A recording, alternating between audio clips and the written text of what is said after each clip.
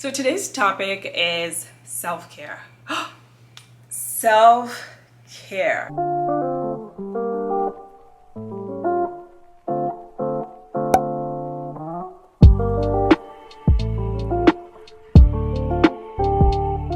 When you think of self-care, what comes to mind?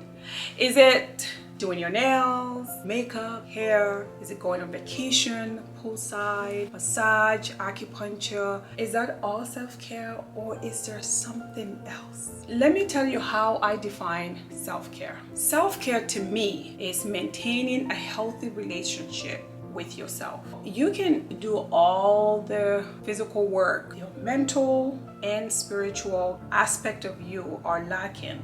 The lights will turn on, the cameras will turn on, the Instagram will pop in, and Snap will be popping. Then you turn everything off. You go back to your room and you're not able to sleep because your mental health and your spiritual health are lacking. So self-care to me, it's more than just the physical. Yes, the physical is part of it, but remember what I said. Every topic, I will try to address it spiritually, mentally or psychologically, and physically, because I believe the mind, the body, and the spirit are all interconnected. If you ignore the mind and the spirit and focus on the physical, to me, your self-care is not complete. So let's address it holistically. The first step in self-care is spiritual. In my opinion, spiritual is the highest level. That is your daily prayers and meditations. If you are someone who prays in the home, there's nothing wrong with that. All I encourage you to do is to establish a time and a place for prayer. And same thing for meditation. Establish a time and place for meditation, and let these be sacred to you. Find a place in the corner of your home. Make that place sacred. That is the place for prayer and meditation. That's it. It's not to sleep. It's not to walk around. That is dedicated just for prayer and for meditation. If you are someone who goes to a church, a mosque, a synagogue, or to the temple, or up in the mountains, in nature, the forest, that's okay too, because the God that we're all praying to is everywhere. He doesn't choose where to go and where not to go. He's everywhere. So it's okay to go these places to pray. However, when you're going to these places, make it sacred. Make sure you're well dressed. Make sure you smell good. Make sure that you know mentally that you are going to a place of worship. You got to be aware of that. You got to respect the whole path to the place of worship, the whole journey to the place of worship. And when you get there, spiritually, to be in tune with why you are there. But when you're praying, pray for all mankind. Pray for peace for all mankind. Pray for joy. Pray for happiness. See only the good, the great, and the significant. Another way you can level up in spirituality is if you do have a spiritual book. The Bible, the Quran, Jewish books, Hindu books. These books were written for a reason. They weren't written to be put on the shelf somewhere or under the bed, or holding it on your hand all the time and act like you know what is in there. That's not the reason why they were written. Men and women took their special time to write these books for us. If you open those books, you would learn a lot. Some of them that I read, I said, oh my gosh, the world's secret is actually in these books. I really didn't have to figure all this out. It was written 3,000 years ago, 2,000 years ago, 1,400 years ago, 5,000 years ago. These books were written for a reason. So to level up in spirituality, try to read your spiritual books and try to familiarize yourself with the spiritual book. Try to understand your spiritual books. Very interesting information's in there. So the first step in mental health care is if you have any signs of mental illness, depression, anxiety, psychosis, or any type of mental illness, go see your primary care, or go see your psychologist, go see a psychiatrist, anyone who is trained to evaluate you and to diagnose you and to treat you. Please do it. There's a huge stigma around mental health. In some cultures, it's not acceptable. It's a form of weakness. It's a form of giving up. That is not true. Mental illness is a true illness. It's just like diabetes, hypertension, cancer, or all other diagnoses that we pity other people because they have it. And we should make mental illness okay. It doesn't mean that this person is weak. It doesn't mean that this person is crazy. No. It's an illness just like diabetes. So go see your doctor. It's less than 5 minutes of evaluation to find out if you have depression or anxiety. And if you do, be open to treatment. There are different modalities out there to treat depression or anxiety or any other mental illnesses. Be open to them. It doesn't have to be medication. There are other ways that you can get treatment for mental health, like psychotherapy, or you can do counseling. You can even talk to someone that can help you through meditation, through exercise, through eating healthy. All these things can help with your depression and anxiety, or coming to this channel that can help you with your depression and anxiety as well. The next step is filling your mind with happy thoughts. Read inspirational books. Watch inspirational movies. Read something comedy, something that makes you laugh and makes you happy. Those are the things that you want to fill your mind with, not with scary movies or movies that are depressing, because anything that you watch, you've seen before, ever, it's recorded somewhere. That's the scariest thing. It's recorded somewhere and it's never gone until you clear it yourself. So you want to be very careful what you're putting in your mind, because it will confront you in the future. It doesn't recede in the past, okay? So be careful what you read. I would recommend, even playing cards, anything that makes you happy, fill your mind with that. And under mental care is silence. That was a moment of silence for all of us. So silence, it's very, very important. Sometimes it is okay not to give comment. It is okay not to respond. So if someone comes in with something that it's too much for your mind, please do not respond. Just be quiet. As long as you're quiet and as long as you are recording something wonderful to yourself, and whatever they're saying does not matter. So you can be quiet and imagine yourself in Paris. So you just sit there and you watch the person, but you are really thinking about all your ways and your vacations and your shopping experience in Paris. So they're bigger and bigger and talking, you're quiet. That is a way to level up mentally. If someone is talking about politics and you have no clue and you do not know much about politics, don't say anything. Be quiet. It's okay to be quiet. And it's okay for people to think you don't know. That's okay. Because if you know, you don't say anything. Be mysterious. Weight loss for the mind, it's a whole exercise and a whole topic. But it's basically dropping all the negative weight, the negative thoughts, building up new ones. If you want me to discuss this in detail, please let me know in the comment section below. I will most definitely make a video dedicated to weight loss for the mind. But that's something that you can do mentally.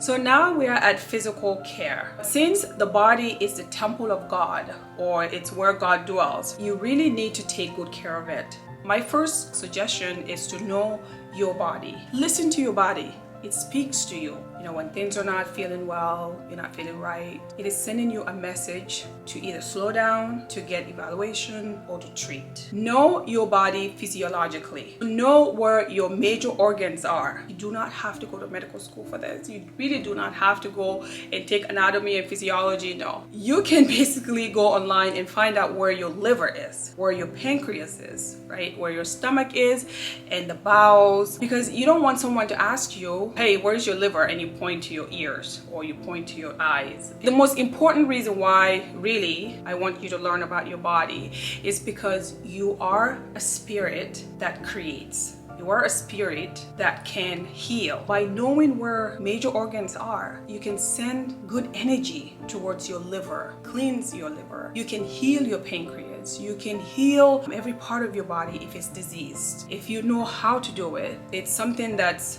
doable.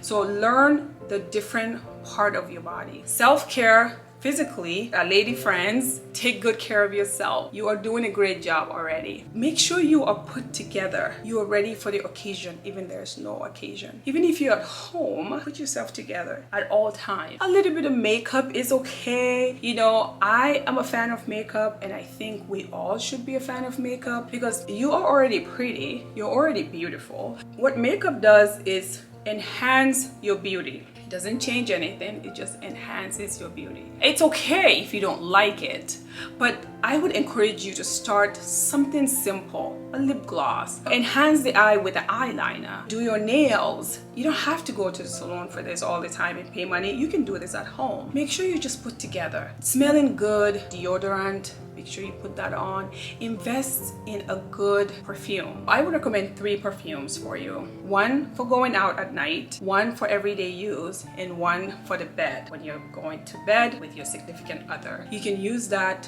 because people smell good. It feels good, right? And feminine hygiene is another one to level up. Make sure your female parts are clean. You know, they smell good. They're always ready when the occasion arises. Nicely shaved, very beautiful as you are. It's just good for you and good for your relationship. Hair. So make sure your hair is all put together. And same thing for male friends. Smell good, put yourself together, wear nice clothes. There are certain natural fibers that I try to buy when I'm purchasing clothing. So I usually try to go for cotton, linen, silk, any of the natural fibers. They're breathable, they're very soft to the skin. Diet and exercise are very important because the body needs nutrients. So you want to give the body good food. Nothing in excessive, but make sure that you're feeding the body the nutrients that it needs. Same thing with beverages. Adequate water. If you drink alcohol, make sure it's in moderation and not excessively to where it begins to harm the physical body. And then exercise. Hey, if it is for you, go ahead and have it.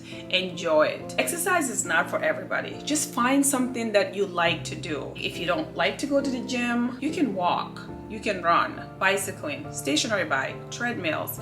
I mean, there's a lot of things you can do when it comes to exercise. It is recommended that you exercise 30 minutes 5 times a week. It's because it helps with overall circulation. It helps with weight management. It helps with heart disease, diabetes. It's a free insulin. I mean, there's a lot of benefits to exercise. So try to incorporate some kind of physical activity in your daily routine. Music. This is just me. This is my opinion. I find out that classical music are more relaxing and easy to digest, at least for me, compared to other music. But hey, if you like other music and it brings you joy and happiness, be my guest. However, be careful. I'm not going to name the genre of music because I don't want to be attacked by anyone who likes them. But there are some musics that are very emotional and very depressing. For example, you know, a musician singing about how this man is sad because the husband ran away with her boyfriend and he's sitting here all depressed, drinking a lot of alcohol. Then his cat died and all of a sudden the kids all left and they left with the dog. I mean, listening to all that, it's just so depressing. Like, who wants that kind of energy around you or in your mind? You want to make sure you are careful about what you put into your subconscious mind. What happens is that you start to identify yourself with these people that you don't even know, with these circumstances that you don't even know, and they're not part of you, right? And you start to cry and you start to get involved in somebody else's business. Oh my gosh. And as you do that, you are impressing your subconscious mind, and all of a sudden these things that are in music starts to happen to you, and you're like, wait a minute, I have listened to this before. So be careful what you put into your mind. It's very important. I like to stick with my classical music. I like to stick with anything that's relaxing. And if you like rap, make sure it's not degrading. Make sure it's not making you feel less of a person. If you like rock, make sure it's something that you know it's not going to affect you later on in life. Okay, same thing with all genres. Just enjoy it, but don't get involved. Same thing with movies. You know, people that like to watch scary movies and emotional movies and all that, that's fine, as long as you're able to control the mind and not let it get to you emotionally, because feeling is what impresses your subconscious mind. The last physical care is lazy days. There are days that you just don't want to do anything. That's okay. Don't push it. Don't force it.